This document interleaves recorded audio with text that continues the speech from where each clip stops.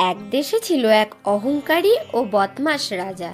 সে প্রজাদের ওপর নানা রকম অযৌক্তিক কর চাপাতো, নিজের খেয়ালেই রাজ্য শাসন করত। কারো কথা শোনার ধৈর্য তার ছিল না। একদিন রাজা এক অদ্ভুত ঘোষণা করে বসলো।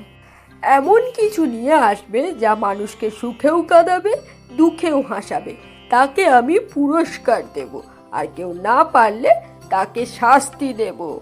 রাজার সৈন্যরা পুরো গ্রামে খবরটা জানিয়ে দিল। সারা রাজ্য জুড়ে হইচই পড়ে গেল। অনেক গ্রামবাসীরাই চেষ্টা করলো। কেউ গান গেয়ে এলো, কেউ চিত্র আঁকলো, কেউ কবিতা লিখে দিল, কিন্তু রাজার মন ভরল না।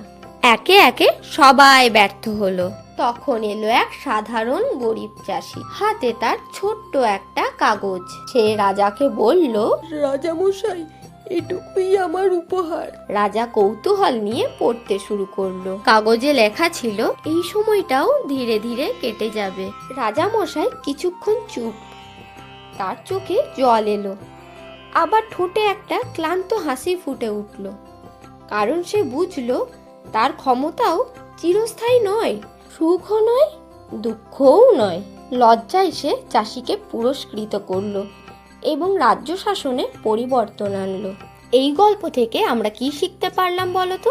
জীবনে সুখ আসুক অথবা দুঃখ, কোনোটাই চিরস্থায়ী নয়, সবই ক্ষণস্থায়ী। তাই কখনো অহংকার নয়, বিবেচনাই মানুষকে বড় করে তোলে।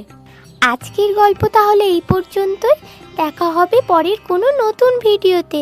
তার আগে তোমরা লাইক, কমেন্ট, শেয়ার আর সাবস্ক্রাইব করে দিয়েছো তো? করতে কিন্তু ভুলো না। টাটা।